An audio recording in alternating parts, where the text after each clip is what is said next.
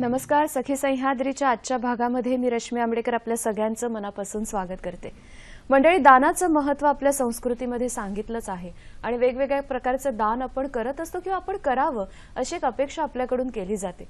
आपल्याकडे जर काही भरपूर असेल तर ते ज्यांच्याकडे नाहीये त्यांच्यापर्यंत जर आपण पोहोचवलं तर त्यातून मिळणारं समाधान हे खूप मोठं असतं. ही त्यामागची एक भावना आणि मग सगळ्यांना सगळ्या गोष्टी समान होतील हे सुद्धा त्याच्या मागचं एक कारण.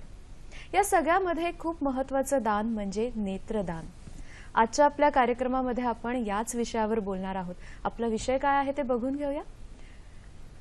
जागतिक नेत्रदान पंधरवडा आहे आणि त्या निमित्ताने विशेष कार्यक्रम आपला असणार आहे नेत्रदान काळाची गरज.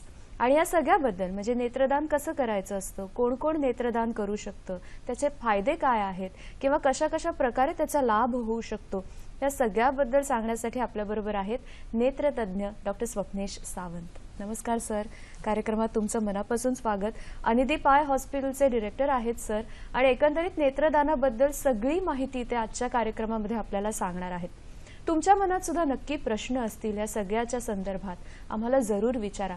त्यासाठी आपले दूरध्वनी क्रमांक आहेत 24908050, 24988050, 022 एसटीडी कोड आहे. मुंबई बाहेरून जी मंडळी कार्यक्रमात सहभागी होणार आहेत त्यांच्यासाठी आणि मोबाईलहून जी मंडळी कॉल करणार आहेत त्यांच्यासाठी.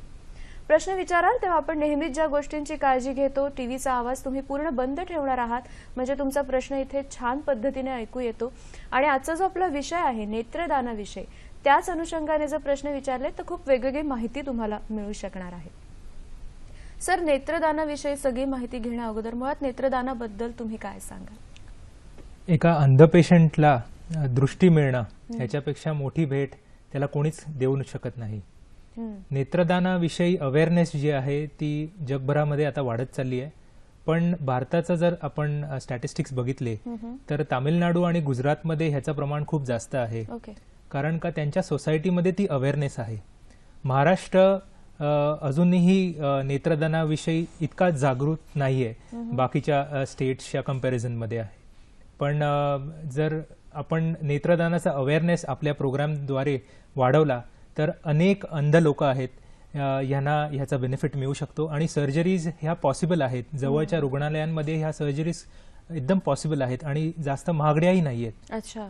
तर awareness is all that we need. आणि आपण जर डोळ्याबद्दल जर बोलायला गेलो की एवढा अवेअरनेस आपल्याला करायची गरज आहे असला तरी सुद्धा अधिक जागरूकता निर्माण होणं गरजेचं आहे. मुळात डोळा हा काय प्रकारे आपल्याला खूप महत्वाचा असतो ते जर आपण सांगितलं तर निश्चित ती जागरूकता आणखीन वाढेल. नक्की. आपण एक स्लाइड बघूया त्याच्यासाठी. आणि या स्लाइडमध्ये आपण सगळ्या डोळ्याबद्दलची आपली माहिती सांगणार आहोत. डोळ्याचे विविध भाग असतात. म्हणजे आयलिड्स असतात. डोळ्याचे जे आपण बघतो त्याला आपण दृष्टीपटल म्हणतो किंवा कॉर्निया म्हणतो. आणि डोळ्यामध्ये लेन्स असते जी ज्याच्यामध्ये मोतीबिंदू होतो. त्याच्यानंतर डोळ्याच्या मागच्या भागामध्ये रेटिना असतं. सिंपल शब्दात सांगायचं तर जसा कॅमेरा असतो, कॅमेराची लेन्स असते जी फक्त फोकस करते, तो फंक्शन आहे ते कॉर्निया आणि लेन्स हे करतात. आणि कॅमेराचा रोल आहे जे जे आपण पिक्चर जे कॅप्चर करतो ते रिसिव्हिंग डिव्हाइस आहे, तो फंक्शन आहे ते रेटिना करतं. तर डोळा जेव्हा आपण दान करतो तेव्हा कॉर्निया रिलेटेड जे पण आजार आहेत म्हणजे दृष्टीपटल रिलेटेड जे आजार आहेत त्यांचा आपण तो आजार आपण नाहीसा करू शकतो आय डोनेशन द्वारा. बाकीचे जे आजार आहेत त्यांचा आय डोनेशनमुळे त्यांचा सर्जरी किंवा त्याचा आपण क्युअर करू शकत नाही. अच्छा. पण ह्याच्यामुळे आपण नक्की दृष्टी जी आहे मूळ ती आपण देऊ शकतो, वाढू शकतो. बरोबर. पण मग एक दुसरा प्रश्न असा आहे की मग आकडेवारी आता तुम्ही सांगितलीत, मग नेमकी गरज किती आहे? जर आपण रॅन्डम विचार केला तर नेमकी नेत्रांची गरज किती असते, त्याची उपलब्धता यांचं प्रमाण तुम्ही सांगू शकाल का? जवळजवळ 6.8 मिलियन लोक भारतामध्ये अंध आहेत. आणि which is 25% of world population of blind people. त्यापैकी 3 मिलियन लोक हे कॉर्नियाच्या आजारामुळे ब्लाइंड आहेत. अच्छा. बरं, त्यापैकी सगळ्यांनाच सर्जरी पॉसिबल आहे असं नाहीये. त्यापैकी जवळजवळ दरवर्षी आपण एक साधारण 2.5 ते 3 लाख लोकांची सर्जरीज करू शकतो. अच्छा. पण जेवढे कॉर्नियाज येतात किंवा जेवढे कॉर्नियाज डोनेट केले जातात ह्यांचं प्रमाण फक्त 1 लाख आहे. तर दरवर्षी आपण 1.5 ते 2 लाख कॉर्नियाज मागे पडतो आहोत आणि दिवसेंदिवस हा जो डेफिसिट आहे हा वाढत चालला आहे. पण तो आपण नक्कीच भरून काढू शकतो नक्कीच, नक्कीच. जर आपण सगळ्यांनी नेत्रदानाबद्दल जागरूकता दाखवली Yes. तर हा जो डेफिसिट तुम्ही म्हणताय तो भरून भरून निघू काढू शकणार शकतो आपण, आहे. नक्कीच. कोण कोण नेत्रदान करू शकतं सगळ्यात महत्वाचा प्रश्न आहे. कोणीही ज्यांचं एज मोर दॅन 1 इयर आहे, 1 वर्षापेक्षा जास्त वय असलेलं Okay. कोणी इंडिव्हिज्युअल आहे हे नेत्रदान करू शकतं. लोकांच्या मनात अनेक मिथ्स आहेत, अनेक डाऊट्स आहेत की आमचं मोतीबिंदूचं ऑपरेशन झालंय, आमचं डोळ्याचे दुसरे सर्जरीज झालेत, तर आम्ही नेत्रदान करू शकतो की नाही. ही सगळी लोक नेत्रदान करू शकतात. अच्छा. आणि त्यापैकी सगळ्याच पेशंट्सचे डोळे वापरले जातात असं नाहीये. जेव्हा नेत्रदान करतो आपण तेव्हा त्या डोळ्यांना आम्ही एक्झामिन करतो. बरं. त्यापैकी ज्यांची कंडिशन चांगली आहे त्यांना आम्ही वापरतो बर. आणि ज्यांची कंडिशन चांगली नाही आहे त्यांना आम्ही एज्युकेशनल यूज साठी वापरतो. म्हणजे जे तज्ञ डॉक्टर होत आहेत त्यांच्यासाठीही ह्यांचा उपयोग होतो, एक्झामिन करण्यासाठी किंवा Examine- कशा पद्धतीने चिकित्सा करायची डोळ्याची त्याच्यासाठी ह्याचा उपयोग होतो. अच्छा. So 100% of the eyes are used. म्हणजे नेत्रदान केलेला कोणताही डोळा हा आपण असं म्हणूया त्या प्रत्येकाचा उपयोग 100% होऊ शकतो. होतो. असा कोणताही डोळा नाही की आम्ही दान केला आणि त्याचा उपयोग नाही झाला. मग कोण अशा व्यक्ती आहेत की ज्यांचं नेत्रदान केल्यानंतर सुद्धा किंवा त्यांनी नेत्रदान करू नये? ओके. पहिली गोष्ट म्हणजे काही लोकांचा मृत्यू होतो ज्याच्यामध्ये डेथ ऑफ अननोन ओरिजिन, म्हणजे ज्याचं काही कारण नाहीये अच्छा. असं डेथ सर्टिफिकेटवर लिहिलं जातं. तर ह्या लोकांचे युजली आम्ही आईज, जरी त्यांनी डोनेशन प्लेज केलं असेल तरी आम्ही ह्यांचे आईज वापरत नाही. त्याच्या मागचं काही कारण आहे विशेष? कारण का काही पेशंट्सना असे इन्फेक्शन्स असू शकतात की जे डिटेक्ट झालेले नाहीयेत. दुसरं आहे की एड्सचे पेशंट जे आहेत यांचं जरी आपण आय डोनेशन घेतले, त्यांचे डोळे जरी घेतले तरी आम्ही ते वापरू शकत नाही. काही पेशंट्स एक जनरलाइज बॉडी इन्फेक्शन म्हणजे सेप्टिसिमियानी त्यांचं डेथ होतं, तर त्या पेशंट्सचे आम्ही डोळे वापरत नाही. कारण का कधी कधी हे जे इन्फेक्शन आहे हे ब्लडद्वारा डोळ्यापर्यंत पोहोचू शकतं आणि तेच डोळे जर आम्ही दुसऱ्या पेशंटला वापरले तर त्या पेशंटलाही ते इन्फेक्शन होऊ शकतं. अच्छा. तर हे काही आजार आहेत, सिफिलिस आहे, रेबीज आहे, ह्या आजारांनी जर पेशंट त्याचा मृत्यू झाला असेल तर त्यांचे आईज आम्ही वापरत नाही. Cancer patients can donate their eyes, can donate their eye unless it is a cancer of the eye. So if it is a cancer of the eye then ते आम्ही वापरत नाही. पण otherwise if there is a generalize cancer म्हणजे बॉडीच्या दुसऱ्या कुठल्या अवयवाचा जर कॅन्सर असेल तर नक्कीच त्यांचे डोळे आम्ही वापरू शकतो. फक्त डोळ्याचा कॅन्सर जर झाला असेल तर ते पेशंट्स आम्ही घेणार डोळे, then will have to check it whether the cornea is म्हणजे वापरू शकतो की नाही. पण तरी सुद्धा त्याच्यात पण शक्यता आहे. हो, त्याच्यात सुद्धा शक्यता. तुम्ही आता मगाशी म्हणालात की भारतामध्ये बऱ्याचशा अशा काही शंका असतात नेत्रदानाविषयी, तर तुम्हाला काही प्रमुख कारण काय वाटतात की भारतीयांमध्ये तेवढी जागरूकता अजून नाही? एकतर अवेअरनेस जसं मी म्हटलं ते कमी आहे, प्लस मृत्यू झाल्यावर भारतीय पॉप्युलेशन जे आहे ते किंवा जी लोक जी फॅमिली आहे ती इतकी सेंटिमेंटल असतात की कधी कधी ओथ लिहिली आहे पेशंटनी पण ते विसरतात, कारण का ते दुःखाच्या काळामध्ये त्यांना ते आठवत नाही.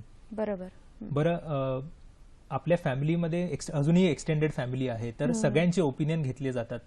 तर अनलेस प्रत्येक फॅमिली मेंबरचं ओपिनियन आहे की आपण ऑर्गन डोनेशन ह्या पेशंटचं करावं, तोपर्यंत तो फॉर्म साईन केला जात नाही. तर बेसिकली आपलं चेंज ऑफ माइंड असायला पाहिजे, अवेअरनेस आणि जागरूकता ही खूप जास्त पाहिजे आपल्यामध्ये. आणि त्याचा जर उपयोग होणार आहे आणि ती सद्भावना जर सोसायटीमध्ये वाढली तर नक्कीच आय डोनेशनचं प्रमाण जे आहे ते वाढू शकतं आणि बऱ्याच ब्लाइंड पेशंटना त्याचा फायदा होऊ शकतो. नेत्रदानाची सर आता तुम्ही सांगितलं की कोण नेत्रदान करू शकतं किंवा कोण नेत्रदान करू शकत नाही.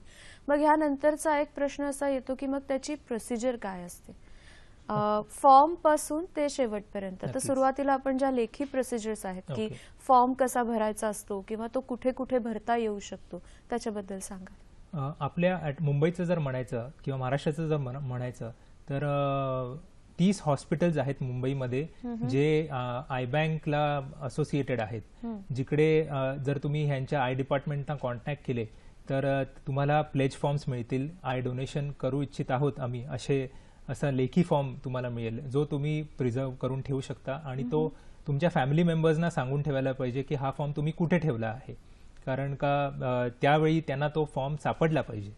दुसरी गोष्ट आहे की एकदा पेशंटची मृत्यू झाली तर 6 तासाच्या आतमध्ये ह्या पेशंटच्या रिलेटिव्हजनी कन्सर्न हॉस्पिटलना फोन करून कळवायला पाहिजे की डॉक्टर्स येतील आणि मग ते आईज त्यांचे डोनेट करण्यासाठी सर्जरी करून घेऊन जातील. जर डेड बॉडी घरी आहे तर वरचा जो फॅन आहे तो बंद केला पाहिजे आणि पेशंट्स जे डेड बॉडी आहे त्याचं डोकं जे आहे, जे हेड एंड आहे, ते आम्ही 6 इंच वरती ठेवायला पाहिजे. पिलो एक खाली उशी ठेवली तर जास्त फायदेशीर होईल. आणि डोळे जर बंद करून ठेवले आणि त्याच्यावर एक वेट कॉटन ठेवला तर डोळे मॉइस्ट राहतात, ओले राहतात आणि त्या डोळ्याची क्वालिटी खराब होत नाही. पंखा बंद ठेवण्याचं कारण सुद्धा मला वाटतं तेच आहे की कोरडेपणा येऊ नये म्हणून. तर हे सगळे प्रिकॉशन्स जे आहे, ह्या सगळ्या माहित्या ज्या आहेत हे त्या प्लेज फॉर्म बरोबर मिळतात आणि ते फॉलो केले पाहिजे. तर आपण त्या पेशंटचा जो डोनेटेड आय आहे तो जास्तीत जास्त आपण वापरू शकू. बरोबर आहे. आणि डेथ झाल्यानंतर तुम्ही म्हणालात तसं की 6 तासांपर्यंत आपण करू शकतो. त्याच्या आत ते सगळे जे काही फोन कॉल्स वगैरे आहेत, ही जागरूकता मुळात ही सुद्धा असणं फार गरजेचं आहे. कारण तुम्ही म्हणालात तसं की ते वातावरण थोडंसं असं इमोशनल असतं, त्यामुळे त्याच्यामध्ये ते राहू शकत नाही अशा पद्धतीने. डोळ्याचा कोणता असा भाग आहे की आता समजा दान केल्यानंतर असे कोणते भाग आहेत ज्याचा उपयोग प्रत्यक्ष आणि अप्रत्यक्ष दोन्ही पद्धतीने आपण करू शकतो? जो कॉर्निया आहे म्हणजे जो दृष्टीपटल आहे त्याचा उपयोग आपण करू शकतो. म्हणजे जे आपल्याला कोणाचाही आपण डोळा बघितला तर समोर जे वॉच ग्लास दिसतं, काचेसारखा जो भाग दिसतो तो आपण वापरू शकतो.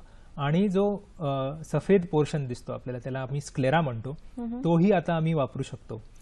पण तो विशिष्ट कारणांसाठी आम्ही वापरतो. जे काचबिंदूचे आजार असतात त्याच्यामध्ये आपण एक स्लाइड बघूया त्याच्यासाठी की जे काचबिंदूचे आजार असतात त्याच्यामध्ये हा जो सफेद पोर्शन आहे हा डोळ्याचा आम्ही वापरू शकतो. तर हे 2 भाग प्रायमरीली ग्राफ्टिंगसाठी किंवा डोनेशन सर्जरीसाठी आम्ही वापरू शकतो. साधारणतः जेव्हा नेत्रदानासाठी म्हणजे नेत्रदान केल्यानंतर, डेथ झाल्यानंतर नेत्र काढून घेण्यासाठी, तो डोळा नेण्यासाठी जेव्हा ती माणसं येतात किंवा जे तज्ञ येतात तर साधारण त्या प्रोसिजरला किती वेळ लागतो? जवळजवळ एक 15 ते 20 मिनिटं लागतात. त्या प्रोसिजरमध्ये जे रिलेटिव्ह असतात त्या सगळ्यांना त्या रूम मधून आम्ही बाहेर जायला रिक्वेस्ट करतो. त्यांचा जवळचा एक मुलगा किंवा कोणी रिलेटिव्ह असेल तो एक जण उभा राहतो आणि त्याच्यानंतर जी डेड बॉडी असते त्याच्यावर ही शस्त्रक्रिया केली जाते. डोळा हा पूर्णपणे काढला जातो आणि त्याच्यानंतर जे ब्लिडिंग होतं, जे एक्सपेक्टेड आहे ते आम्ही स्टॉप करतो. त्याला सर्जरीनेच आम्ही टाके घेऊन किंवा कॉटन ठेवून किंवा वॅक्स ठेवून, बोन वॅक्स ठेवून ते ब्लिडिंग जे आहे ते आम्ही बंद करतो आणि जे पापण्या आहेत ते आम्ही शिवून टाकतो. त्यामुळे नंतरचे जे आपले प्रोसिजर्स आहेत म्हणजे फ्युनरल प्रोसिजर्स आहेत त्याच्यामध्ये काही व्यत्यय येत नाही ह्या सर्जरी केल्यामुळे. तुम्ही मगाशी म्हणजे आपण जेव्हा कार्यक्रमाच्या आधी बोलत होतो तेव्हा असं सांगत होतात की आता समजा मी फॉर्म भरला नेत्रदानासाठी, तर मी फॉर्म भरलेला असताना सुद्धा मला घरातल्यांची परवानगी घेणं गरजेचं असतं का? नाही. जर तुम्ही 18 वर्षाच्या पेक्षा जास्त वय असताना तुम्ही तो फॉर्म साईन केलेला आहात तर कोणाची परमिशन घ्यायची गरज नाहीये. पण तुम्ही म्हणजे एक पर्सन डेड झाल्यानंतर त्याच्या रिलेटिव्हनी जर इन्फॉर्मच केलं नाही तर मग आय जे डोनेट करणार आहेत ती शस्त्रक्रिया करण्यासाठी जे टेक्निशियन्स आहेत, जे डॉक्टर्स आहेत ते येणारच नाही. बरोबर आहे. त्यामुळे आपण तर अवेअर असायलाच पाहिजे, पण आपल्या फॅमिली मेंबर्स किंवा आपले फॅमिली आणि रिलेटिव्ह आणि फ्रेंड्स हे सुद्धा तितकेच अग्रेसिव्ह पाहिजे, तितकेच उत्सुक पाहिजे ऑर्गन डोनेशनसाठी.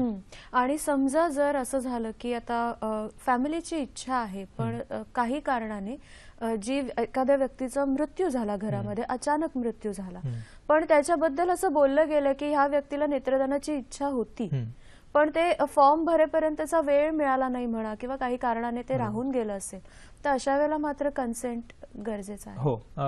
जरी त्या डिसीज्ड व्यक्तीने फॉर्म भरला नसेल तरीही त्याचे क्लोजेस्ट रिलेटिव्ह जे आहेत, म्हणजे त्यांची पत्नी असू शकते, त्यांचे पती असू शकतात किंवा त्यांची मुलं किंवा आई वडील असू शकतात, हे हा फॉर्म भरून हे डिसिजन घेऊ शकतात आणि same procedure can be continued officially.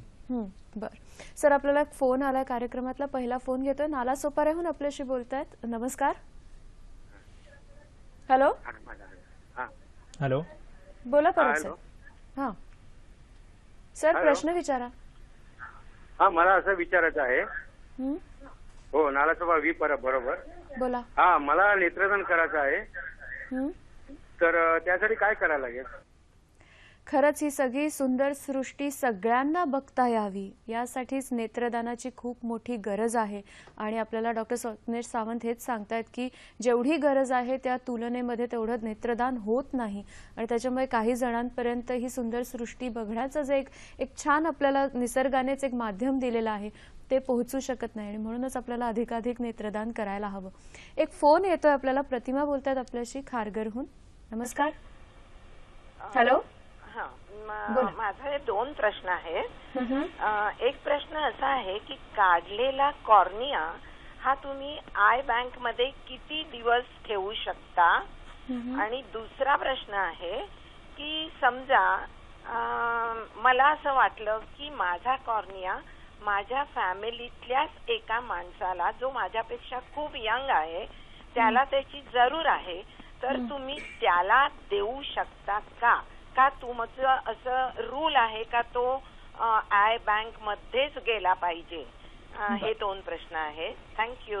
धन्यवाद डॉक्टर. परब साहेबांचा जो प्रश्न होता ना की नेत्रदान ते कसे करू शकतात, तर त्याच्याकडे सर आपण थोडं नंतर वळूया, कारण पूर्ण कार्यक्रमाचा तो एक गोषवारा परत ठरेल आपल्यासाठी. यांनी जो विचारलेला प्रश्न आहे की काढलेला कॉर्निया हा किती काळासाठी आपण ठेवू शकतो? खूपच चांगले 2 प्रश्न त्यांनी विचारलेले आहेत. बेसिकली आय बँक्स हे विविध आय बँक्स आहेत मुंबईमध्ये. सगळ्याच आय बँक्सकडे ॲडव्हान्स टेक्नॉलॉजी ही नसते आणि वेरियस कल्चर मीडिया असतात. म्हणजे की हे जे काढलेले डोळे आहेत हे स्टोरेज करण्यासाठी काही केमिकल्सचं एक स्टोरेज माध्यम असतं. तर जे बेसिक माध्यम आहे ते सगळ्याच आय बँककडे असतं. तिकडे जवळजवळ 4 दिवस हा कॉर्निया प्रिझर्व होऊ शकतो, ठेवू शकतो. अच्छा. 4 दिवसाच्या आत त्याच्यावर आपण ऑपरेशन करून त्या दुसऱ्या पेशंटला तो कॉर्निया लावायला पाहिजे. आणि जर आधुनिक आय बँक असेल तर जवळजवळ 28 दिवसापर्यंत हा कॉर्निया प्रिझर्व होऊ शकतो चांगल्या कंडिशनमध्ये, आणि 28 दिवसानंतरही हा वापरू शकतो आपण. पण तरी सुद्धा त्यांचा जो दुसरा प्रश्न आहे, मला वाटतं त्यांना तो दुसरा प्रश्न महत्त्वपूर्ण विचारायचा होता की त्यांचा कॉर्निया फॅमिली मेंबर मधल्या कोणाला तरी जर त्यांना द्यायचा असेल तर अशा पद्धतीने तो आपण प्रिझर्व करू शकतो का, की माझा हा कॉर्निया याच व्यक्तीला माझ्या फॅमिलीतला दिला पाहिजे, असं होऊ शकतं? ह्या प्रश्नाचे 2 भाग आहेत. एक तर ते कॉर्निया देऊ शकतात की नाही. तर एक बेसिक गव्हर्नमेंट ऑफ इंडियाचा रूल आहे की एक जिवंत व्यक्ती, जीवित व्यक्ती, अ लिव्हिंग पर्सन हा आय डोनेशन करू शकत नाही.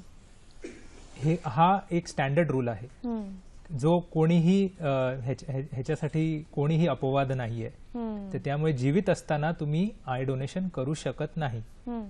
आणि जेव्हा आय डोनेशन होतं आणि ते आय बँकमध्ये डोळे जातात आणि ते जेव्हा दुसऱ्या पेशंटला पोचवले जातात तेव्हा जो डोनरची आयडेंटिटी असते, डोनरचं नाव असतं, हे अनॉनिमस ठेवलं जातं. म्हणजे ह्याचं रहस्य हे डोनरला सांगितलं जात नाही. त्यामुळे कोणाकडून हा डोळा येतोय हे आम्ही कधीही रिव्हील करत नाही, आम्हालाही माहिती नसतं ते. ओके.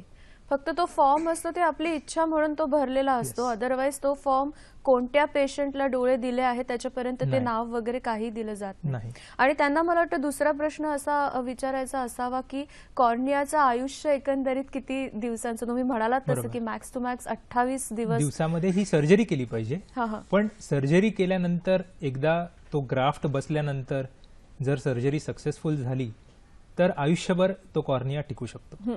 फक्त सर म्हणाले तसं की आपण जर जीवित असू, जिवंत असताना आपल्याला नेत्रदान करता येत नाही.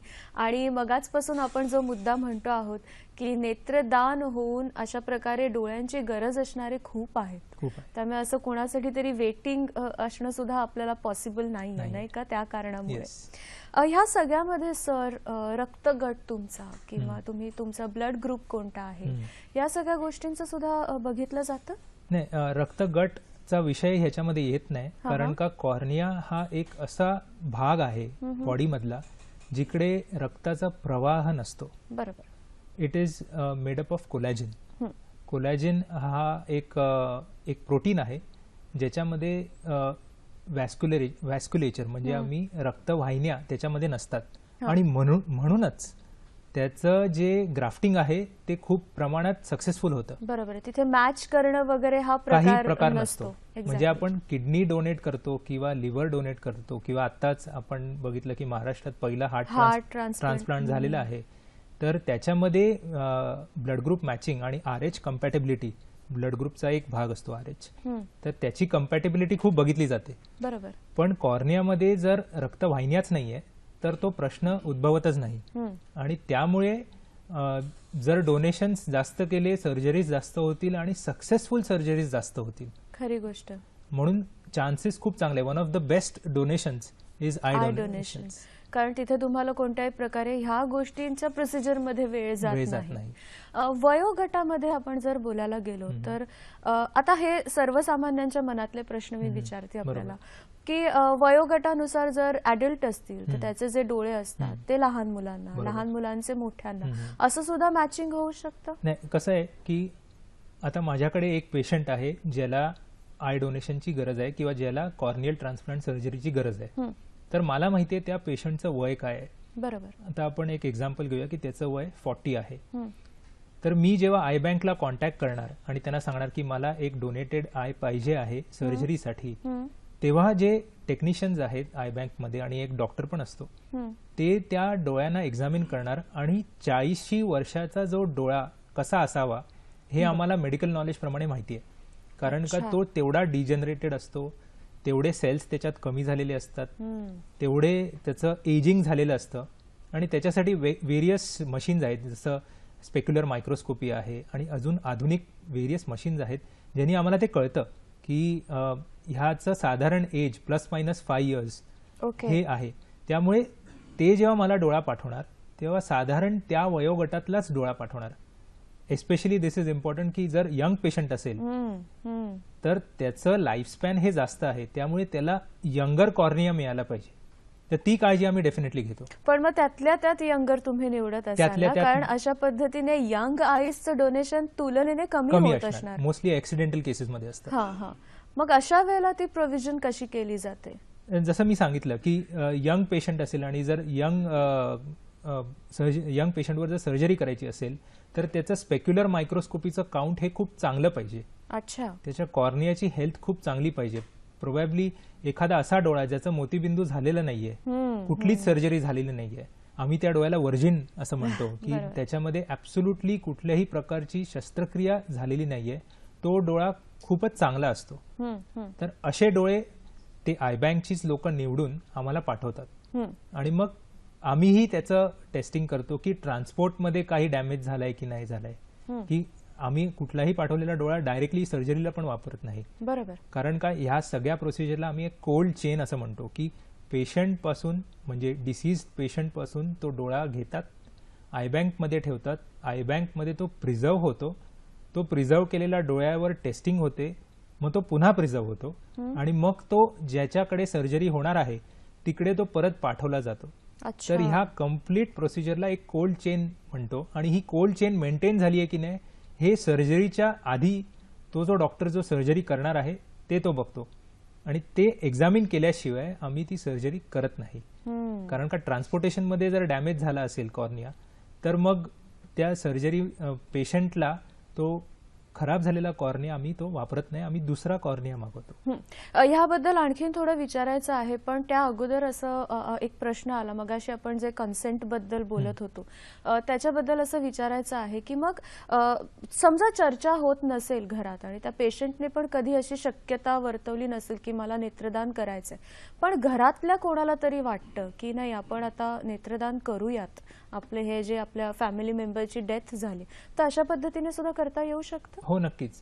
म्हणजे ऍक्च्युली जर आपण जैन धर्माचं आपण बोललो तर त्यांच्यामध्ये बरेच NGO आहेत आणि जर डेथ झाली तर त्या धर्माची लोक तिकडे पोचतात आणि त्याच्यापैकी जर कोणी सांगितलं त्यांच्यामध्ये ऑलरेडी माझ्या फॅमिलीमध्ये ह्यांनी डोनेशन केलं आहे किंवा माझ्या रिलेटिव्समध्ये माझ्या फ्रेंड्समध्ये किंवा हे NGOची लोक जेव्हा पोचतात तेव्हा ते इन्फॉर्म करतात की हे किती महत्वाचं पुण्याचं कार्य आहे आणि मग तेव्हा जर डिसाईड झालं की हो आता आम्हाला आमच्या ह्या डिसीज पेशंट ज्याचा मृत्यू झाला आहे त्याचे आईज डोनेट करायचे आहे तर त्यावेळी ही फॉर्म आपण भरू शकतो. अच्छा.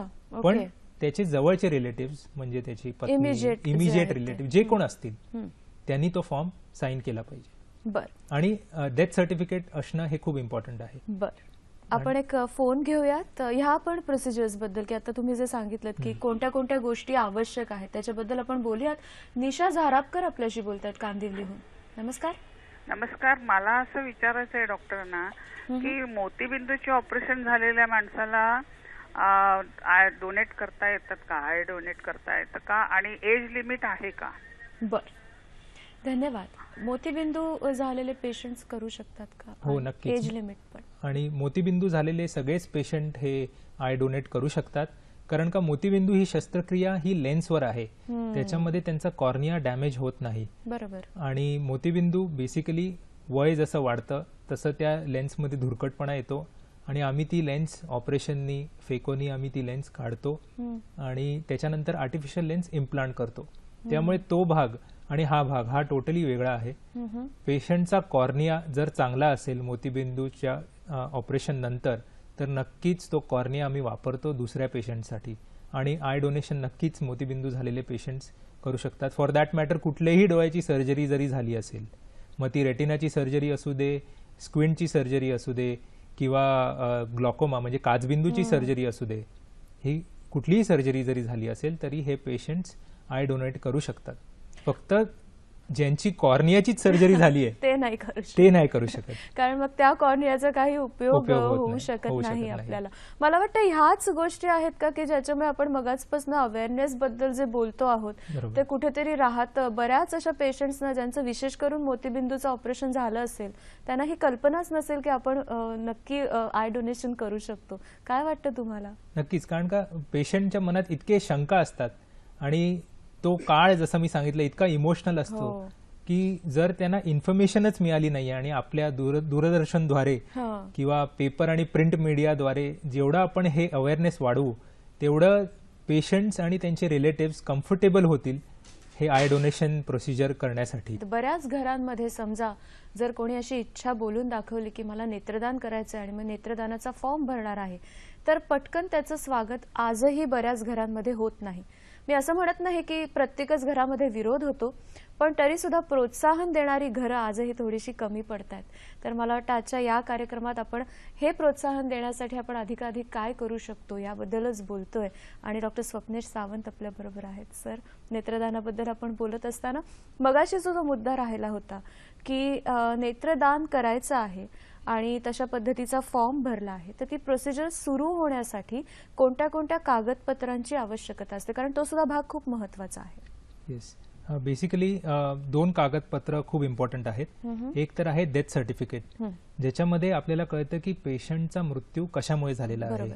तर ते मृत्यूचं कारण आपल्याला माहीत असणं खूप इम्पॉर्टंट आहे कारण का जर त्याचा मृत्यू एक सेप्टिसिमिया एक आजार आहे ज्याच्यामध्ये जनरलाइज बॉडी इन्फेक्शन होतं तो जर झाला असेल तर तो जो डोनेटेड आय आहे तो आपण वापरू शकत नाही. दुसरं आहे की डेथ ऑफ अननोन ओरिजिन म्हणजे त्याचं कारणच आपल्याला माहिती नाही आहे तर मग आपण ती रिस्क ज्या पेशंटला आपण तो डोळा वापरणार आहे त्याच्यावर ती रिस्क आपण घेऊ शकत नाही. त्यामुळे त्या पेशंटचे आपण डोळे आय डोनेशनसाठी घेऊ शकत नाही. दुसरं आहे की जर त्यांची पास्ट काही सर्जरी झालेली असेल कारण का कधी नवीन कॉर्नियावर जे प्रोसिजर झालेले आहेत जसे लॅसिक सर्जरी आहे, रिफ्रॅक्टिव्ह सर्जरीज आहेत तर ते आपल्याला त्यांच्या ओल्ड पेपर्समधूनच मिळतील की जर डोळ्याची काही सर्जरी झालेली असेल तर त्याचे पेपर्स प्लीज जोडून द्यावे त्या डेथ सर्टिफिकेट बरोबर आणि हे 2 कागदपत्र असतील तर मला वाटत नाही बाकी कशाची काय गरज आहे. पण हे दोन्ही पेपर्स खूप इम्पॉर्टंट Important आहेत आणि आहेत. ते जर आपण प्रोड्यूस केले तर नक्कीच. आपल्या डोळ्याचा योग्य उपयोग उपयोग होईल. नंतर होऊ शकतो. नक्कीच. अवेअरनेस बद्दल आपण जेव्हा बोलत होतो तेव्हा आपल्या भारतातली परिस्थिती आणि अन्य देशांमधली परिस्थिती ह्याच्यामध्ये सुद्धा खूप मोठा फरक आहे असं तुम्ही सांगत होतात. काय आहे? नक्कीच. म्हणजे युएसच्या ट्रिपला एकदा मी बघितलेलं की तिकडे ड्रायव्हिंग लायसन्स साठी जेव्हा अप्लाय करतात त्यांचे सिटीजन्स, तेव्हा ड्रायव्हिंग लायसन्स बरोबर एक आय डोनेशनचा फॉर्म पण जोडला जातो. अच्छा. आणि त्याच्यामध्ये ऑप्शन असतं की ते ऑप्शन येस करू शकतात किंवा नो करू शकतात, पण ऍटलिस्ट प्रत्येक जण तिकडे ड्रायव्हिंग करतो, त्यामुळे प्रत्येक जणापर्यंत तो फॉर्म पोचला जातो. बरोबर आहे. आणि जर त्यांनी तो फॉर्म येस म्हटला आहे तर automatically number of I donors हे वाढलेले आहेत, त्यांचं पर्सेंटेज वाढलेलं आहे.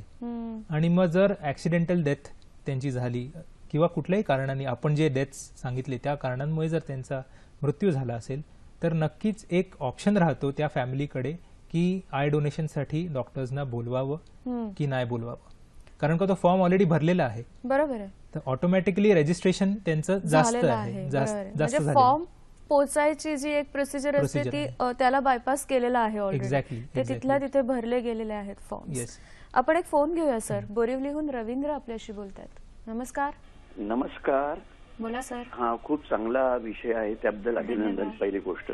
बरं, माझा प्रश्न असा चांगल्या अर्थाने विचारतोय मी की नेत्रपेढी ही कोणाच्या अधिपत्याखाली म्हणजे कंट्रोल असते, म्हणजे सरकारी का खासगी, आणि त्यांचा एकूण वर्किंग याच्यामध्ये ट्रान्सपरन्सी असते का, हा एक जनरलपणे लोकांच्या मनात येतो. फक्त मी त्या भावना व्यक्त करतो, टेक इट पॉझिटिव्हली. काही मला त्यात हे वेगळं विचारायचं नाहीये. Take it positive. ओके, धन्यवाद सर. नेत्रपेढीचं एकंदरीत कामकाज कसं चालतं, कोणत्या कोणत्या गोष्टी त्याच्यामध्ये असतात आणि नेत्रपेढी कोणाच्या अंडर काम करत असते हे त्यांचे प्रश्न आहेत. नक्कीच. कुठल्याही नेत्रपेढी म्हणजे आय बँक. आय बँक जे आय बँक्स आहेत ते कोणीही आय बँक हे चालू करू शकत नाही. बेसिकली त्यांना होटा रजिस्ट्रेशन हे लागतं. होटा म्हणजे ह्युमन ऑर्गन ट्रान्सप्लांट ऍक्ट. तर त्याचे खूप स्ट्रिक्ट रूल्स आहेत. बरोबर. बेसिकली तुम्हाला तुमचं जे नर्सिंग होम आहे किंवा तुमचं ते रजिस्टर्ड पाहिजेत, म्हणजे तुम्हाला नर्सिंग होम रजिस्ट्रेशन पाहिजे. दुसरं आहे की तुमचे प्रॉपर्टी पेपर्स त्या पर्टिक्युलर आय बँकचे हे ऍब्सोल्युटली क्लिअर पाहिजे. तिसरं, त्या आय बँकला जे लिंक्ड डॉक्टर्स आहेत त्यांचे MBBS सर्टिफिकेट्स, MS सर्टिफिकेट्स हे बघितले जातात. अच्छा. जे अनेस्थेटिस्ट आहे म्हणजे जे तिकडे येऊन भूल द्यायचं काम करणारे सर्जरीच्या वेळेला, तर त्यांचेही सर्टिफिकेट्स असतात. त्याच्यानंतर जे आय बँक्स आहेत परसे, त्यांच्यामध्ये जे इक्विपमेंट आहे ते स्टँडर्डायझेशन आहे की नाही, त्यांचं मेंटेनन्स आहे की नाही, त्यांचं क्वालिटी कंट्रोल आहे की नाही हे बघितलं जातं. आणि इयरली अॅन्युअल चेक्स असतात त्याच्यावर. तर जे होटा हे सर्टिफिकेट आहे हे मिनिस्ट्री ऑफ पब्लिक हेल्थ खाली येतं आणि ते हे होटा रजिस्ट्रेशन देतं. आणि त्याच्यानंतर रिन्युअलच्या वेळेला दरवेळेला त्यांना हे परत चेक्स करावे लागतात. हे आय बँक साठी झालं. आणि जे आय बँक हे ऑपरेशन्सही करू शकतात आणि कॉर्निया जे स्टोअरही करू शकतात. बरोबर. पण जे हॉस्पिटल्स आहेत, म्हणजे एक सर्जन आहे त्याचं हॉस्पिटल आहे आणि त्याला ही ऑपरेशन करायचंय पण त्याच्याकडे आय बँक नाहीये, तर त्यांना कराटोप्लास्टी सेंटर असं म्हटलं जातं. त्याचंही क्वालिटी कंट्रोल आणि त्याचंही होटाचं रजिस्ट्रेशन हे असायलाच पाहिजे. कुठल्याही आय क्लिनिकमध्ये हे ऑपरेशन होऊ शकत नाही. अच्छा. जोपर्यंत त्यांच्याकडे होटा रजिस्ट्रेशन नाही आहे तोपर्यंत त्यांच्याकडे ही शस्त्रक्रिया होणं इलिगल आहे. बरं, पण मग हे आपण चेक करणं गरजेचं आहे. समजा जर आपल्याला अशी वेळ आलीच कधी की आपल्या पेशंटला आता ते अशा प्रकारचं ऑपरेशन होत आहे, तर त्या पेशंटचे एक आपण रिलेटिव्ह नातेवाईक म्हणून आपल्याला हे तपासणं गरजेचं आहे काय? युजली हे जे सर्जरीज जिकडे होतात ही प्रोसिजर इतकी सेन्सिटिव्ह आहे की होटा रजिस्ट्रेशन नसेल तर कुठलंही क्लिनिक किंवा कुठलंही हॉस्पिटल ती रिस्क घेणार नाही की सर्जरी करायला ही. आणि आय बँक्स जे आहेत ते 30 आय बँक्स आहेत, त्यामुळे लिस्ट खूप छोटी आहे आणि त्यांचं क्वालिटी कंट्रोल मेंटेनन्स आणि त्यांचं रेकॉर्ड मेंटेनन्स हे खूप सोपं आहे. एक जिकडे मी ऑनररी प्रोफेसर आहे, बचवली आय बँक, ती जवळजवळ 100 वर्ष झाली आहेत त्याला. आणि तिकडचं आय थिंक आय डोनेशन सर्वात जास्त आहे. अच्छा. KM हॉस्पिटलच्या समोर जे आहे बरं. ते बचोली हॉस्पिटलच्या एजेसच्या खाली ते आय बँक आहे. बरं. आणि असे खूपसे आहेत. नानावटी हॉस्पिटल आहे, भगवती हॉस्पिटल आहे, KM आहे, नायर आहे, JJ आहे. हो. JJ रुग्णालयात सगळी मला वाटतं सरकारी रुग्णालयं जी आपली आहेत ती. सर्वात जास्त प्रमाणात आय थिंक कराटोप्लास्टीज होतात. हम्म. तर हे सगळे स्टँडर्ड ऑफ केअर हॉस्पिटल्स आहेत. सो बरोबर आहे. Nothing to worry about. आणि कुठे जायचं असा जर मला वाटतं प्रश्न पडत असेल तर सर आता म्हणाले तसं की सरकारी रुग्णालयांमध्ये जर आपण अप्रोच झालो तर मला वाटतं त्यातली पारदर्शकता ही 100% 100% असते, नाही का? आपल्याला एक फोन आहे. रजनी आपल्याशी बोलतायत पुण्याहून. नमस्कार. हॅलो रजनी. नमस्कार. नमस्कार. बोला. माझा प्रश्न असा आहे, मी गेल्या वर्षीच फॉर्म घेतलेला आहे पण मी अजून भरलेला नाहीये. फक्त मला तो कोणाकडे सादर करायचा हे माहित नसल्यामुळे मी तसा ठेवलेला आहे फॉर्म. आणि माझं वय 70 आहे. तर मग मी काय करायला पाहिजे? फॉर्म कुणाकडे द्यायचा? बर. पुण्याहून त्यांचा फोन आहे. ओके. आणि त्यांनी फॉर्म आणलेला आहे. 70 वय वर्ष आहे त्यांचं. बऱ्याच शंका असतील की मी करू शकते किंवा नाही, आणि मग ते फॉर्म कोणाला द्यायचा? आता पुण्यामध्ये मला जोपर्यंत माहिती तोपर्यंत BJ मेडिकल कॉलेज आहे, तिकडे तुम्ही तो फॉर्म सबमिट करू शकता. आणि 70 इज अ आयडियल एज, म्हणजे काही हरकत नाहीये. ह्या एजमध्ये पण तुम्ही फॉर्म भरू शकता. आणि मोर इम्पॉर्टंट इज तुम्ही जो भरलेला फॉर्म आहे तो तुमच्या फॅमिली मेंबर्सना दाखवा की तो तुम्ही कुठे ठेवला आहे. आणि तो एक प्रॉमिनंट जागेवर डिस्प्ले करा. ऍटलीस्ट तुमच्या जवळच्या सगळ्या लोकांना माहिती पाहिजे की तुम्ही फॉर्म भरला आहे आणि तो फॉर्म तुम्ही कुठे ठेवला आहे. आणि जेव्हा तुम्ही हा फॉर्म भराल, जिकडेही जाऊन, जवळच्या कुठल्याही सरकारी रुग्णालयात जाऊन तुम्ही हा फॉर्म भराल, त्यांचे कॉन्टॅक्ट नंबर्स त्याच्याबरोबर ठेवा. बरोबर. म्हणजे त्यावेळी धावपळ होणार नाही, कन्फ्युजन होणार नाही. आणि तुम्हाला जी इच्छा आहे की तुमचे डोळे तुम्ही गेल्यानंतरही कोणाच्या उपयोगी येतील, ते ऍक्च्युली सार्थक होईल. बरोबर. पण काही काही वेळेला असं होतं, आता यांचं वय 70 वर्षाचं आहे, आधीपासून असं नाही वाटत, पण जसं आपण थोडे ज्येष्ठ होत जातो तसं वाटायला लागतं की आता मला नेत्रदानाचा फॉर्म भरला पाहिजे. मॅक्सिमम वयाचं आपलं मगाशी राहिलं, मॅक्सिमम वय काय असू शकतं? कितीही? Anybody above 1 year. Anybody above 1 year. कोणीही ज्याचं वय 1 वर्षापेक्षा जास्त आहे त्याचे तो हे फॉर्म भरू शकतो आणि त्याचे आईज वापरले जाऊ शकतात. पण मग हा फॉर्म जेव्हा सबमिट करायचा असतो तेव्हा त्या व्यक्तीला स्वतः तिकडे जावं लागतं का त्याच्या वतीने कोणी जाऊ शकतो? म्हणजे समजा फिजिकली आता पॉसिबल नसेल मला जाणं वयामुळे म्हणा, तर माझ्या वतीने माझे घरचे जाऊन तो फॉर्म देऊ शकतात. नक्कीच जाऊ शकतात. आणि त्यावेळेला काही पेपर्स सादर करावे लागतात? त्यावेळेला काही दाखला म्हणा किंवा असं काही नाहीये. असं काही एवढं काही स्ट्रिक्ट नाहीये. तुमची इच्छा दांडगी असायला पाहिजे बस. फक्त तो फॉर्म भरायचा आहे. आपण हे म्हणजे नेत्रदान केल्यानंतर तो जो एक डोळा आहे त्याचा उपयोग वेगवेगळ्या कारणांसाठी होतो, तर कोणत्या कोणत्या शस्त्रक्रिया आहेत आणि आधुनिक पद्धतीच्या, आणि मग असा दान केलेला डोळा जर कोणाच्या उपयोगी पडला तर नंतर काय काय कशा कशा पद्धतीने तो असू शकतो? तुमच्याकडे स्लाइड पण आहे, त्याच्याबद्दल सांगा पण आम्हाला. नक्की आपण स्लाइड कडे वळूया. जरूर. ह्याच्यामध्ये आपण म्हणतो आहोत की नेत्रदान केलेला आहे कुणीतरी, आणि तो दान केलेला जो डोळा आहे तो कोणाला तरी उपयोगी पडलाय. काय सांगा? आता या स्लाइड मध्ये जे तुम्ही बघताय ते एक डायग्रामॅटिक स्लाइड आहे, ज्याच्यामध्ये नेत्रदान केल्यानंतर तो डोळा कसा डोनरच्या डोळ्यावर फिक्स केला जातो आणि टाक्याने तो फिक्स केला जातो, त्याचं हे डायग्रामॅटिक रिप्रेझेंटेशन आहे. आणि हे ऍक्च्युअल एखाद्या पेशंटचा फोटो आहे की डोनेट केल्यानंतर कसं जे कॉर्निया आहे ते क्लिअर, डोनर कॉर्निया कसा क्लिअर राहतो ते दिसतं. आधुनिक जी टेक्नॉलॉजी आहे त्याच्यामध्ये म्हणायचं गेलं तर आपण पहिले स्लाइड बघून घेऊया. ही पहिली स्लाइड आहे आणि ही दुसरी स्लाइड आहे. तर कॉर्नियाचे वेगवेगळे भाग असतात. अच्छा. आणि आपण एक साधारण 5 ते 7 वर्ष आधी फक्त पूर्ण कॉर्निया ट्रान्सप्लांट करायचो, म्हणजे टोटल कॉर्नियल ट्रान्सप्लांट. आणि खूप कॉमन एक आजार आहे कॉर्निया मधला की कॉर्नियावर फूल पडणं, म्हणजे दृष्टीपटलावर फूल पडणं, म्हणजे एक सफेद डाग असणं. त्या डागामुळे काय होतं की जी लाईट रेज जे आहेत जे डोळ्यामध्ये आत जायला पाहिजे ते थांबतात. त्या डागामुळे ते आत जाऊ शकत नाही.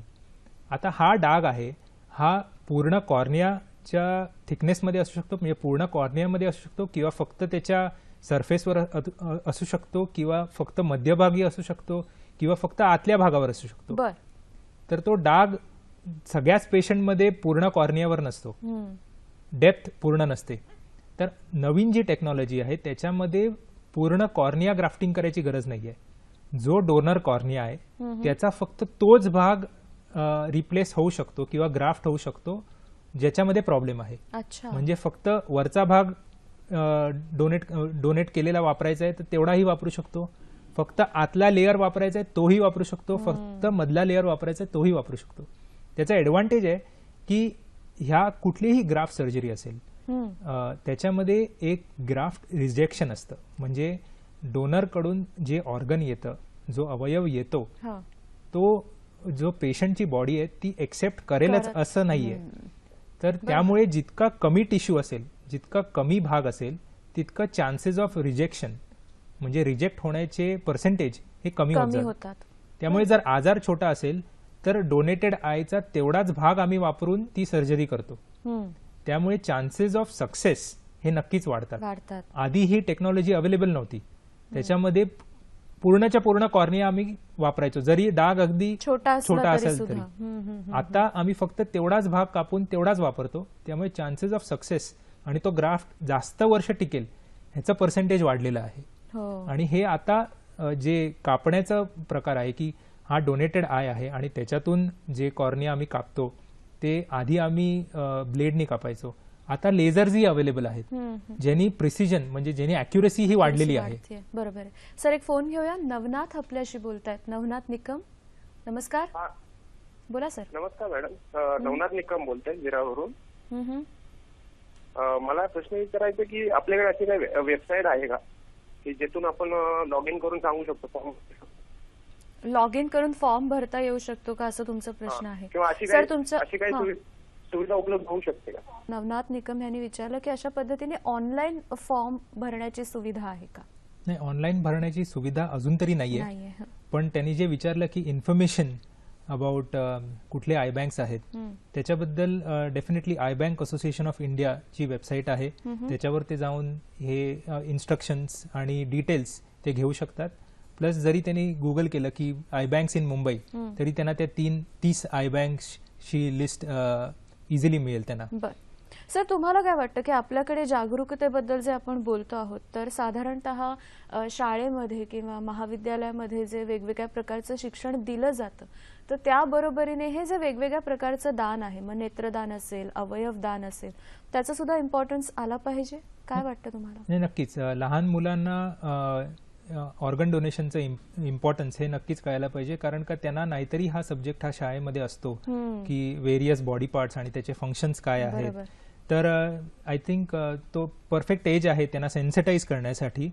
दुसरं आहे की जेव्हा आपण हॉस्पिटल्समध्ये जेव्हा आपण जातो तेव्हा त्या जो पेशंट्स ते जे पेशंट्स आहेत त्यांना जर आपण हा फॉर्म दिला की जे ऍडमिटेड आहेत कुठल्याही दुसऱ्या कारणाने, तर त्यांना ऍटलिस्ट आपण एक ऑप्शन देऊ शकतो, कारण का तेव्हा सगळे फॅमिली मेंबर्स एकत्र असतात. त्या पेशंटला ती व्यथा कळते की आजारी पडल्यावर काय होतं आणि दुसऱ्या एका आजारी पेशंटला जर आपण मदत करू शकतो, हा त्या ऍडमिशनच्या काळामध्ये त्याला विचार करायला ती वेळ असते. आणि आय थिंक तेव्हा जर आपण हे फॉर्म्स त्यांना दिले, शेवटी भरणं न भरणं हा इंडिव्हिज्युअल चॉईस आहे, कोणीही फोर्स करू शकत नाही. पण त्यावेळेला जर आपण फॉर्म्स दिले तर जास्तीत जास्त ह्याचं आपण पर्सेंटेज ऑफ ज्यांनी एनलिस्ट केलं आहे किंवा ज्यांनी हा फॉर्म भरला आहे ह्याचं पर्सेंटेज नक्कीच वाढू शकतं. किंवा तो एक सरकारी निर्णय असेल, जर आपण राशन कार्ड बरोबर किंवा ड्रायव्हिंग लायसन्स बरोबर हा फॉर्म दिला, तेही आपण जसं युएस मध्ये केलं. किंवा आता तुम्ही म्हणालात तसं की आपले सुद्धा पर्सनल लेवलचे जे घरगुती कार्यक्रम असतात जिथे बरीच माणसं एकत्र येत असतात, तर ते सुद्धा एक खूप चांगलं माध्यम ठरू शकतं ना. आपल्या पार्टीज आहेत, लग्नासारखे समारंभ आहेत, त्याच्यातनं आपण नेहमी निगेटिव्हच का काढतो की नेत्रदान म्हणजे मृत्यूनंतर करायची गोष्ट, पण ती खूप पॉझिटिव्ह गोष्ट आहे. काय वाटतं तुम्हाला? हे सुद्धा माध्यम आहेत. नक्कीच सोशल गॅदरिंग जी आहेत किंवा एनजीओ जी आहेत ह्याच्यामध्ये आणि फॅमिली मधला कोण जर एक एल्डरली पर्सन असेल, जे गृहस्थ असतील, त्यांनी हे डिसिजन घेतलं तर त्यांना बघून बाकीची लोकही ते फॉलो करतील. साऊथ मध्ये तसंच आहे की एकानी केलंय, दुसऱ्यांनी केलंय आणि आज 5-6 वर्षानंतर इट इज अ ट्रेंड, म्हणजे सगळ्याच लोकांना ते कार्य करायचं आहे. त्यामुळे कोणालाही तिकडे मोटिवेट करायला लागत नाही कारण का बरोबर. त्यांनी आजूबाजूला झालेले ह्या घरात मृत्यू झालाय तर त्याच्या घरात काय झालंय हे त्यांनी बघितलंय. त्यामुळे स्वतःच्या घरात जेव्हा होतो तेव्हा तेही प्रोत्साहित ऑलरेडी असतात, त्यांना ऑलरेडी मोटिवेटेड असतात ती लोक बरोबर. की आम्हालाही असं करायचंय आणि आम्हालाही हे पुण्य कार्य करायचंय. सो हे फक्त सेन्सिटाईज करायला वेळ लागेल, पण त्याच्यानंतर झाल्यानंतर ते नंबर्स ऑटोमॅटिकली वाढत जातील. त्याचीच आपण वाट पाहतो Yes. आहोत. आणि नाही का डॉक्टर प्राजक्ता मुळे आपल्याशी बोलतायत. नमस्कार, हॅलो, मी डॉक्टर प्राजक्ता मुळे बोलते मुलुंडहून. बोला. तर मला असं सांगायचंय की आमच्यासारख्या आता सिनियर सिटीजनना it is not possible to go and submit or collect the form. तर तुम्ही पेपरमध्ये अशा फॉर्म्स का नाही देत जशा बाकीच्या सर्व्हिसेसच्या बाबतीत येतात तसे? म्हणजे मग आम्ही ते फॉर्म भरून आम्ही पोस्टानी किंवा कुरिअरनी पाठवू शकतो, त्याच्याबरोबर डॉक्युमेंट्स किंवा फोन नंबर आणि जिथे पाठवायचं ते, तर फारच सोयीस्कर होईल. आणि नवरात्र, गणेशोत्सव ह्याच्यामध्ये प्रत्येक सोसायटीमध्ये असे बंच जर तुम्ही पाठवले तर त्याचं आपल्या श्रीलंकेहून आपल्याला मागवायची गरजच नाही. आपल्याकडे भरपूर स्टॉक मिळेल असं मला वाटतं. तर तुम्ही त्या पॅनेलवर असाल तर हे आमचं जरा हे केलं, पॉइंट जर फॉरवर्ड केला तर I will be very much thankful to you. Thank you very much. धन्यवाद. फॉर्म एकदा भरल्यानंतर तो सबमिट कोणीही करू कोणीही शकतो हे कोणीही तुम्ही करू म्हटलं. शकतं. फक्त Yes. आता एखाद्या सोसायटीमध्ये वगैरे फॉर्म हवे असतील तर ते सोसायटीमधल्या कोणीतरी जाऊन नक्कीच कलेक्ट नक्कीच करायला हवे. त्याच्यासाठीच ते जर आय बँक सगळ्यांनी जर ते गुगल करून बघितलं बरोबर. की 30 आय बँक्स आहेत आणि जवळचं government hospital is a simplest source बरोबर. की जिकडे तुम्हाला हे फॉर्म्स मिळू शकतात. तर तिकडे फक्त जायचं आणि ते फॉर्म्स बंचमध्ये घेऊन यायचे. आणि त्याच्यासाठी काही फीजही नाहीये. फीजही नाहीये. म्हणजे जर तुम्हाला ऑर्गन डोनेट करायचं आहे तर जे डॉक्टर किंवा जे असिस्टंट्स येतील आय डोनेट करा त्याची काही फीज नसतात. It is free of charge. Free of charge. Sir, अगदी 2 मिनिटं आहेत शेवटची. परब सरांचा पहिलाच प्रश्न होता की कशा पद्धतीने आय डोनेशन करू शकतो. तर एकदा एक समरी म्हणून पटकन 1-1.5 मिनिटात सांगा की कशा कशा पद्धतीने आपण डोनेशन करू शकतो. नक्कीच. एक तर पहिलं फॉर्म भरणं हे खूप इम्पॉर्टंट आहे. त्याच्याबरोबर 2 डॉक्युमेंट्स लागतात, जे डेथ सर्टिफिकेट आहे पेशंटचं आणि जर कुठली डोळ्यावर सर्जरी झाली असेल तर त्याचे पेपर्स लागतील. एकदा काही फॉर्म भरला आहे आणि त्या पेशंटचा मृत्यू झाला आहे तर डेड बॉडी जेव्हा घरात असते तेव्हा वरचा फॅन प्लीज बंद करा. पहिल्या 6 तासामध्ये आय डोनेट केलेला चांगला असतो. कॉन्टॅक्ट नंबर्स जवळ ठेवा. तो फॉर्म भरलेला आहे तो जवळ ठेवा. डोक्याच्या खाली डेड बॉडीच्या तुम्ही पिलो ठेवा, म्हणजे रक्तस्राव जो आहे मेंदूमधला तो कमी होईल. त्यामुळे डोळा काढल्यानंतर जो रक्तप्रवाह आहे तो लवकर थांबेल. आणि हे काही मॉइस्ट कॉटन जे आहे म्हणजे ओला केलेला कापसाचा एक पीस आहे तो तुम्ही डोळ्याच्या पापण्यांवर ठेवा. आणि एवढं तुम्ही जर पाळलं आणि अवेअरनेस जास्तीत जास्त लोकांना अवेअर करा ह्याच्याबद्दल तर आय डोनेशनचं प्रमाण हे नक्कीच वाढेल. बरोबर आहे. आणि आय डोनेशन बरोबरीने इतर सुद्धा अवयवांचं जर आपण दान केलं तर खऱ्या अर्थाने आपण जन्माला आल्याचं सार्थक होईल असं म्हणायला हरकत नाही. आपण वेगवेगळ्या विषयांवर कार्यक्रम सादर करत असतो मंडळी. तर हे सगळे कार्यक्रम आणि आजचा कार्यक्रम तुम्हाला कसा वाटला ते आम्हाला नक्की कळवा. त्यासाठी आपले ईमेल आयडी आणि फेसबुक पेज कसं व्हिजिट करू शकता बघूया. www.facebook/sakhisayhadri.dd आमच्या फेसबुक पेजला व्हिजिट करा. आणि आपला ईमेल आयडी आहे sakhisayhadri@gmail.com. इथे तुमच्या प्रतिक्रिया कार्यक्रमासंदर्भातल्या नक्की आमच्यापर्यंत पोहोचवा. सर, नेत्रदानाविषयी इतकी छान माहिती दिली त्याबद्दल मनापासून आभार मानते. आणि या कार्यक्रमाच्या माध्यमातून आता नेत्रदान करणाऱ्यांची संख्या नक्की वाढेल अशी आपण अपेक्षा बाळगूया. नव्या विषयासह नव्या कार्यक्रमात भेट होईलच. आज इथेच थांबतोय. नमस्कार.